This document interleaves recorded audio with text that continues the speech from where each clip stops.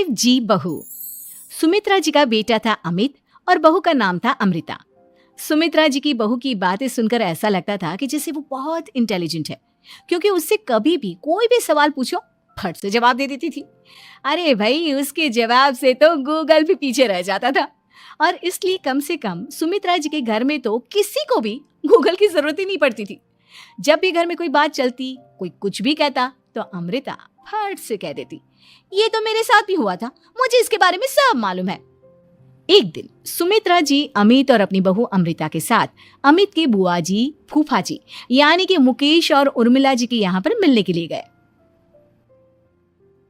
अरे बहुत अच्छा किया अमित बेटा, इतने दिनों के बाद आए हो तुम। हाँ सुमित्रा भाभी, कभी तो आ जाया करिए अपने बच्चों को लेकर। आपकी बहू के आने से तो हमारे घर में भी रौनक आ गई है। वो क्या है ना, अमित ऑफिस के काम में बहुत बिजी रहता है, इसलिए उसे तो वक्त ही नहीं मिल पाता। अच्छा, लगता है नौकरी काफी मुश्किल है अमित की। अरे नहीं फूफा जी, ऐसी कोई बात नहीं है। आप तो जानते हैं ना प्राइवेट जॉब में कितना काम होता है। अरे कोई समझे ना समझे, मुझे तो पता है प्राइवेट नौकरी में इतना काम करना पड़ता है कि इंसान की आफत आ जाती है। लेकिन बेटा, तुमने तो कभी जॉब की ही नहीं, तुम्हें कैसे पता? अरे जॉब नहीं की तो क्या हुआ मम्मी जी, सब जानती हूँ मैं। सबसे पहले ऑफिस में जाओ, वहां पर अपनी एंट्री डालो, उसके बाद दिन भर सिस्टम पर बैठकर काम करो। चारों तरफ कैमरे लगे होते हैं, आप अपनी नजर इधर की उधर नहीं कर सकते। उसके बाद दिन भर बॉस की चिक चिक सुनो, वो अलग से। यही सब होता है, मुझे ना सब पता है। अरे बहू रानी तो काफी इंटेलिजेंट है, हर बात की खबर है इसको। थोड़ी देर बाद, अब देखिए सुमित्रा भाभी, इतने दिनों के बाद आई हैं आप, खाना खाकर ही जाना, ऐसे तो मैं आपको जाने नहीं दूंगी। वैसे बुआ जी, खाने में क्या बनाया है? वो क्या है ना बेटा, आज तुम्हारी बुआ जी की तबीयत थोड़ी ठीक नहीं थी, इसलिए हमने सोचा कि जब तुम लोग यहाँ आ जाओगे तो बाहर से खाना मंगवा लेंगे और साथ में बैठकर खाएंगे। लेकिन बस प्रॉब्लम इतनी सी है कि मुझे बाहर से खाना ऑर्डर करना नहीं आता। सोचा जब अमित आएगा तो उसी को बोल दूंगी। अरे मुझे आता है ना, मैं कर देती हूँ ऑर्डर। बताइए क्या क्या मंगाना है आपको? इटालियन, कॉन्टिनेंटल, इंडियन, पंजाबी, सब पता है मुझे। क्या बात है बहू, क्या घर में भी खाना रोज बाहर से ऑर्डर करती हो? अरे नहीं बुआ जी, ऐसी कोई बात नहीं है, बस मुझे ना सब पता है। कोई बात नहीं अमृता, मैं अपने फोन से ऑर्डर कर देता हूँ। अरे क्या बात है, आजकल ऑनलाइन डिलीवरी पर कोई ऑफर नहीं चल रहा है, वरना काफी पैसे बच जाते हैं। कैसी बात करते हैं अमित, मैं कह रही हूँ ना मुझे सब पता है। मुझे एक बहुत अच्छा ऑनलाइन डिलीवरी वाला मालूम है, जहाँ पर 50% ऑफ मिल जाएगा। और आज तो वैसे भी फ्राइडे है ना, फ्राइडे को तो उस पर 50-70% ऑफर मिलता ही मिलता है। अरे क्या बात है, इसके बारे में तो मुझे पता ही नहीं था। अरे बेटा, जिस चीज के बारे में किसी को पता नहीं होता, हमारी बहू को पता होता है। एक काम कर, तू उसी को ऑर्डर करने दे। क्या बात है अमृता बेटा, तुम तो बहुत इंटेलिजेंट हो, सब कुछ जानती हो। कुछ दिनों के बाद सुमित्रा जी की कुछ सहेलियां उनसे मिलने के लिए आती हैं। अरे सुमित्रा बहन कैसी हो, बहू कैसी है तुम्हारी? अरे पूछिए मत, बहुत इंटेलिजेंट है मेरी बहू, सब कुछ जानती है। क्या बात है, बहू के आने के बाद तो औरतें दुखी हो जाती है, लेकिन तुम तो बहुत खुश लग रही हो। वो क्या है ना, मेरी बहू है ही इतनी अच्छी। अरे तो बुलाओ ना, हमारे साथ बैठेगी, बातें करेंगी तो हमें भी अच्छा लगेगा। सुमित्रा जी अमृता को बाहर बुलाती हैं और उसके बाद सब लोग बातें करने लगते हैं। क्या बताऊं, कुछ दिनों से घुटनों में इतना दर्द हो रहा है कि चला भी नहीं जाता। अब बुढ़ापे में तो ये सब चलता ही रहता है, क्या कर सकते हैं। आंटी जी, आप योगा करिए, योगा और साथ में ना काले तिल खाया करिए, आपके घुटनों का दर्द भाग जाएगा। लेकिन तुमको ये सब कैसे पता बेटा? अरे मेरे भी घुटनों में दर्द होने लगा था, मैंने योगा किया और काले तिल के साथ गुड़ मिलाकर उनके लड्डू बनाकर खाए, एकदम ठीक हो गए हैं मेरे पैर। अमृता, ये तुम क्या कह रही हो, इतनी कम उम्र में तुम्हारे पैरों में दर्द कैसे हो सकता है? अरे मम्मी जी सच कह रही हूँ, एक बार अगर कोई ये नुस्खा अपना लेना बस मजा आ जाए। ठीक है बेटा, अगर तुम कहती हो तो मैं ये करके देखती हूँ। मुझे सब पता है आंटी जी, ये मेरे साथ हो चुका है, इसीलिए तो बता रही हूँ मैं आपको, ऐसे नहीं बताती किसी को। कुछ दिनों के बाद अमित अमृता को अपने दोस्तों के साथ घूमने के लिए ले जाता है। क्या यार, क्या जिंदगी हो गई है, सारा दिन ऑफिस का काम करते रहो, अपनी हेल्थ पर तो ध्यान ही नहीं दे सकते। अरे क्यों नहीं दे सकते अपनी हेल्थ पर ध्यान?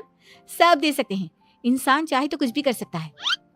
क्या बात है भाभी, आप इतनी श्योरिटी के साथ कैसे कह सकती हैं?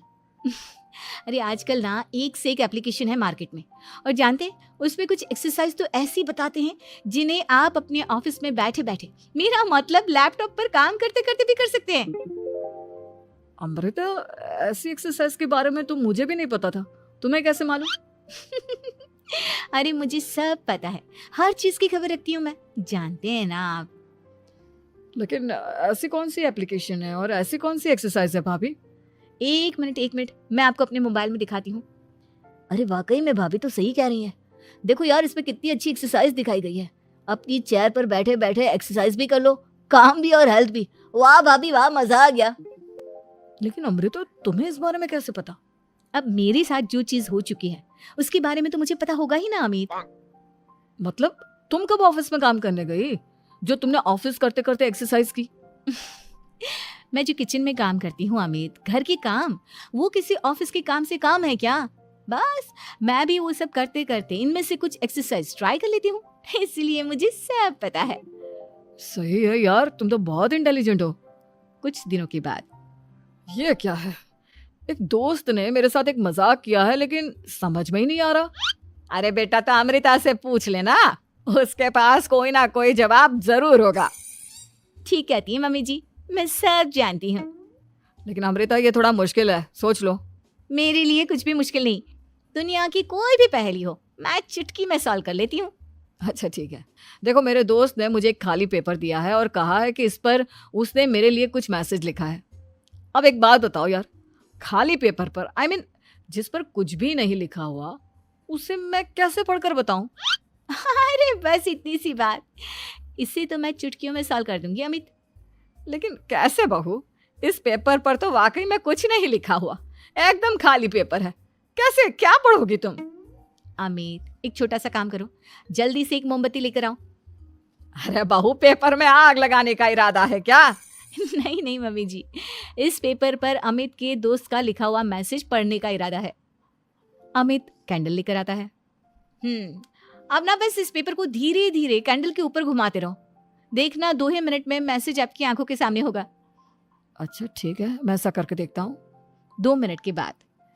अरे वाकई में इस पर तो अक्षर बनने लगे, लेकिन ये हुआ कैसे? और अमृता, तुम्हें कैसे पता? बहुत सिंपल है मम्मी जी, अमित के दोस्त ने नींबू के रस से मैसेज लिखकर उसे सुखा दिया।